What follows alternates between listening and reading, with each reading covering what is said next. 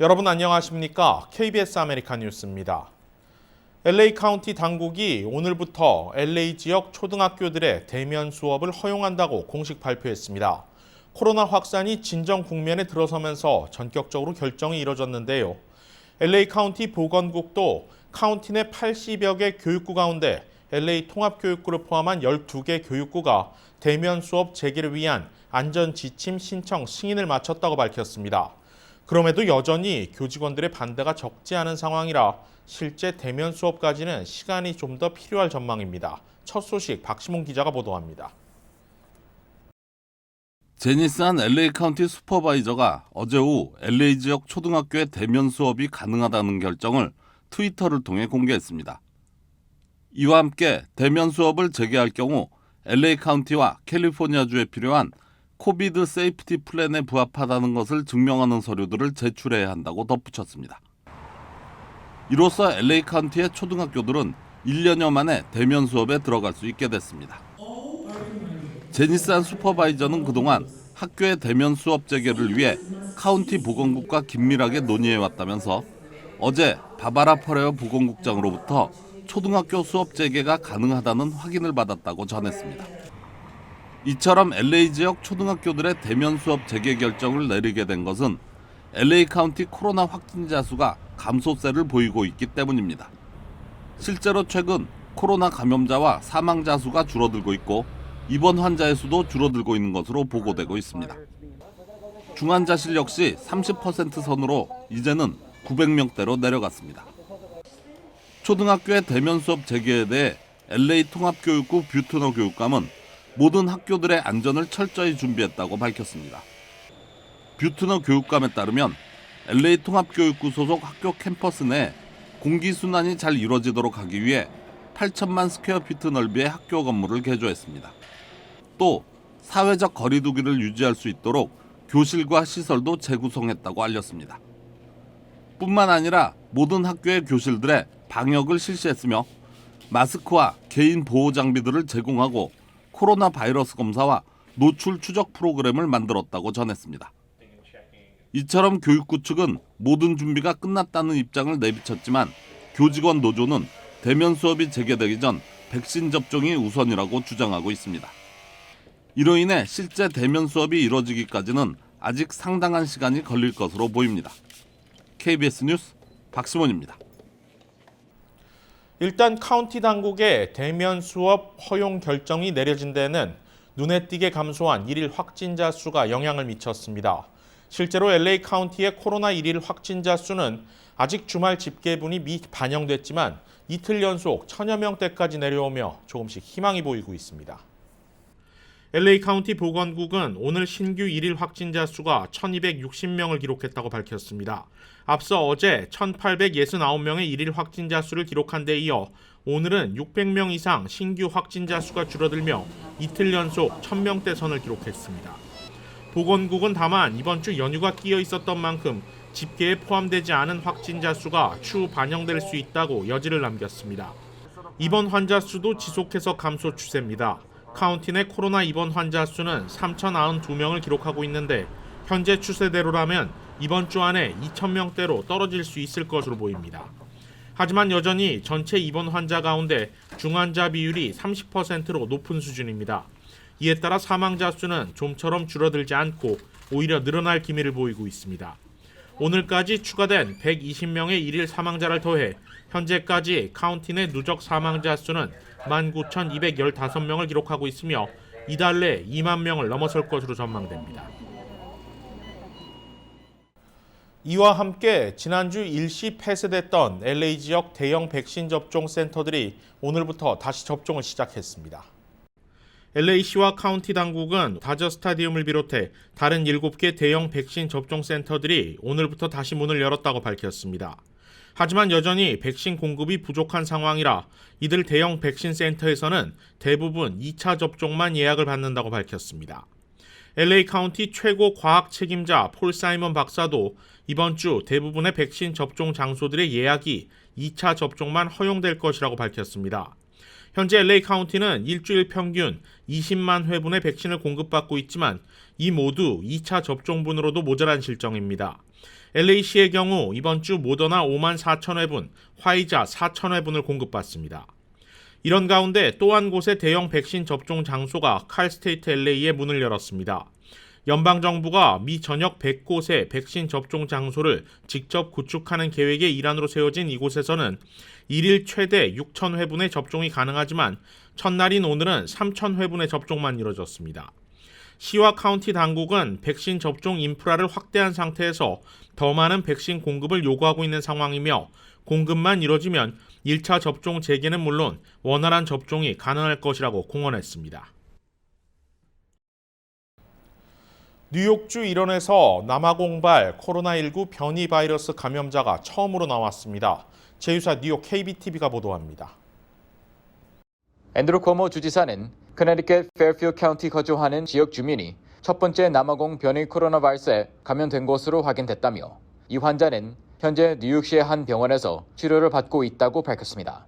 쿼모 주지사는 이 남성이 최근 여행을 떠난 이력이 없어 지역 사회에서 감염된 것으로 보인다며 커네티켓 보건당국과 협조해 감염자와 밀접 접촉한 사람들을 면밀히 조사하고 있다고 전했습니다.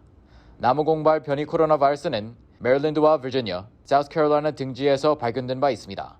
지난해 10월 등장한 남아공 변이는 영국발 변이 바이러스보다 스파이크 단백질에 중대한 변이가 발생한 종으로 전염성이 최대 70% 높은 것으로 알려졌습니다. 쿼모 주지사는 영국발 코로나 바이러스 변이 감염자도 11명 추가 확인돼 총 70건으로 늘어났다고 밝혔습니다. 8건이 뉴욕시에서 발견됐고 나머지 3건도 서프 카운티와 락린 카운티에서 발견됐습니다. 영국발 변이 바이러스는 뉴저지주에서 36건, 커네티켓에서 42건이 발견된 상황입니다. 보건 전문가들은 실제 통계보다 변이 바이러스가 훨씬 많이 퍼졌을 가능성이 높다고 경고하고 있습니다.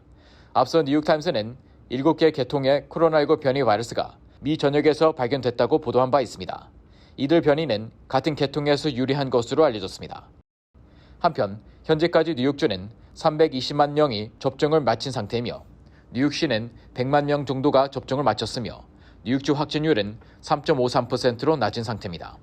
렁아네 지역은 4.62%로 뉴욕주에서 가장 높은 상태이며 맨허튼 지역이 4.53%로 두 번째로 감염률이 높은 지역으로 꼽혔습니다. KBTV 뉴스 이창환입니다. 위안부 사실을 왜곡한 내용을 담은 하버드 로스쿨 교수의 논문이 파문을 일으키고 있는 가운데 미주 한인 정치인들도 일제히 이를 규탄하고 나섰습니다. 미주 한인 정치인연합 카파는 공식 성명서를 내고 논란의 논문을 낸 하버드 법대 마크 램지어 교수의 즉각적인 사과와 시정을 촉구했습니다. 성명서에는 또 램지어 교수가 일본 기업 미쓰비시의 후원을 받은 친일 학자이며 일본 우익들의 주장을 그대로 논문에 반영했다는 사실을 분명히 했습니다. 실제 램지어 교수는 전범기업 미쓰비시 중공업이 낸 기금으로 하버드 대학에 채용됐으며 실제 공식 직함도 미쓰비시 교수입니다. 연방하원 위안부 결의안을 주도했던 마이크 혼다 전 연방하원의원도 자문위원 자격으로 성명에 동참했습니다. 혼다 전 연방하원의원은 하버드 대학과 램지어 교수가 일본의 이익이 되는 선전물을 만들기 위한 목적으로 계약을 맺은 것이라고 비난했습니다. 도널드 트럼프 전 대통령의 탄핵안이 결국 상원에서 부결됐지만 그 후 폭풍은 계속 이어질 전망입니다. 특히 탄핵에 찬성했던 공화당 의원들을 향한 당내 지도부의 압박이 거세지고 있고 민주당은 자체위원회를 설치해 끝까지 진상 규명에 나서겠다는 의지를 보이고 있습니다. 김경일 기자가 보도합니다. 도널드 트럼프 전 대통령은 미 상원에서 두 번째 탄핵안이 최종 부결된 것을 기뻐하며 이제 시작이라고 밝혔습니다. 성명을 통해 우리의 헌법이 당당히 서 있다며 상하원 변호인들과 자문 변호인단에 감사를 표했습니다. 또 역사상 가장 위대한 마녀 사냥이라고 맹비난했습니다. 지지자들에게는 미국을 다시 위대하게 만들기 위한 운동이 이제 막 시작됐다고 밝혔습니다. 트럼프 전 대통령의 내란 선동 혐의에 찬성표를 던진 공화당 상원 의원들은 거센 후폭풍에 직면했습니다. 역대 탄핵 표결 중 대통령 소속 정당에서 7명이 찬성표에 가담해 가장 많은 반란표가 나왔습니다. 오늘 공화당 집행위는 찬성표에 가담한 일부 공화당 상원 의원의 불신임안을 가결했습니다. 노스캐롤라이나주 공화당 의장은 버 의원의 찬성 투표에 충격적이고 실망했다고 비난했습니다. 이에 버 의원은 중앙위의 행위가 공화당의 핵심 원칙 대신 트럼프 전 대통령에 대한 충성을 선택한 것이라고 반박했습니다. 민주당은 트럼프 전 대통령 지지자들의 의회 난입 사태를 규명하기 위한 독립위원회를 설치하겠다고 밝혔습니다. 낸시 펠로시 하원 의장은 의회 난입 사태의 전반적인 사항은 물론 의사당 경찰 등 법 집행기관의 준비와 대응도 조사할 것이라고 덧붙였습니다. 민주당 중진 하원 의원들도 오늘 트럼프 전 대통령을 상대로 소송을 제기했습니다. 탄핵 심판이 부결되자 곧바로 트럼프 전 대통령의 의회 난입 사태를 일으킨 책임을 묻는 소송을 낸 것으로 줄 소송을 예고하고 있습니다. 앞서 상원 의사운영위원회는 이달 말 의회 난입 사태에 대한 청문회 개최 계획을 밝힌 바 있습니다. 트럼프 전 대통령에 대한 탄핵은 부결됐지만 정치 분열은 더욱 심각해질 수 있다는 우려를 낳고 있습니다. KBS 뉴스 김경일입니다. 연방 센서스국이 지난해 실시한 센서스 인구 조사에 따른 데이터 집계에서 이민 신분 정보가 포함되지 않을 것이라는 점을 분명히 했습니다.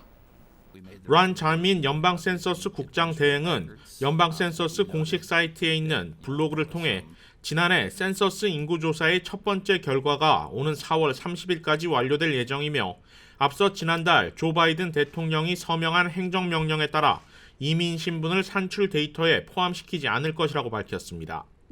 추후 발표될 데이터들은 향후 연방 하원 의석수 할당과 각 주와 지역별 의석 분포를 재조정하는 데 결정적 자료로 활용됩니다. 자민 국장 대행은 첫 번째 발표 자료에는 연방과 주, 워싱턴 DC 그리고 푸에르토리코의 총 인구수가 포함될 예정이며 인종 또는 민족별 분류 자료는 추후 발표될 것이라고 덧붙였습니다. 한인타운 시니어 커뮤니티 센터가 코로나19 극복 커뮤니티 나눔 행사를 이어가고 있습니다. 시니어 커뮤니티 센터는 오늘 중국계 기업 셴젠 롱혼 그룹 미주지사를 통해 기부받은 덴탈 마스크 10,000장을 LAPD 올림픽 경찰서와 한인타운 노인 아파트 거주민들에게 전달했습니다. 이날 전달식에는 패트리시아 산도발 올림픽 경찰서장이 직접 참석해 마스크를 전달받았으며 한인사회의 지속적인 관심과 격려에 사의를 표하고 타운 안전과 치안에 더욱 노력하겠다고 소감을 밝혔습니다. 앞서 시니어 센터는 지난해 코로나 대유행 이후 8개월 동안 주요 기관과 각기로부터 후원받은 마스크와 손 소독제 등 방역 물품과 가정 간편식과 도시락 등 식품들을 15차례에 걸쳐 무료로 배포한 바 있습니다. 설을 맞아 아시안 문화를 알리는 행사가 페창가 리조트에서 열렸습니다. 페창가 리조트는 지난 토요일 설을 맞아 야외 코트야드에서 복을 불러드린다는 사자춤 공연과 불꽃놀이 행사를 개최했습니다. 매년 설맞이 행사를 개최해온 리조트 측은 올해는 코로나 팬데믹 여파로 인해 관객 없이 공연을 개최하고 영상을 배포했습니다. 페창가는 2월 한 달 동안 전 리조트에 걸쳐 설과 봄을 주제로 한 다양한 테마 장식으로 실내 외관을 꾸몄습니다. 아울러 다양한 프로모션 행사 등을 통해 아시안 고객들과의 유대 강화에 나서고 있습니다.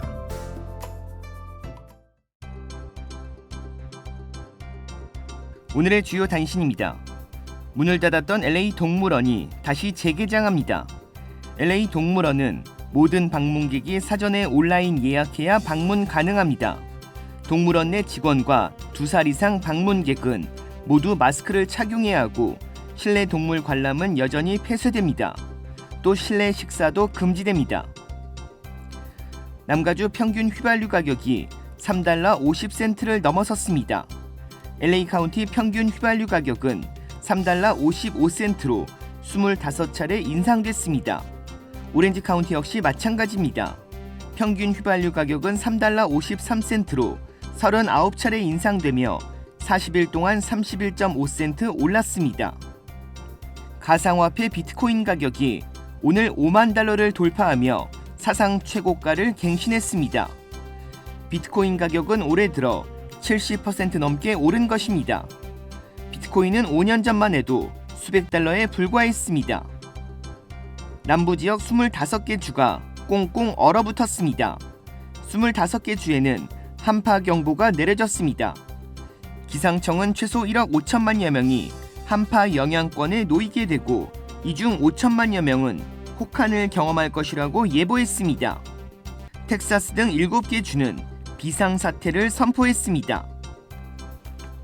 페루에서 대통령과 장관 등 고위층이 코로나19 백신 접종을 새치기 한 사실이 폭로됐습니다. 백신 게이트로 불려진 이번 폭로는 접종이 시작되기도 전 486명이 접종받은 것으로 알려졌습니다. 명단에는 탄핵당한 전 대통령을 포함해 장관과 이하 공무원들의 이름이 포함됐습니다. KBS 아메리칸 뉴스 마칩니다. 고맙습니다.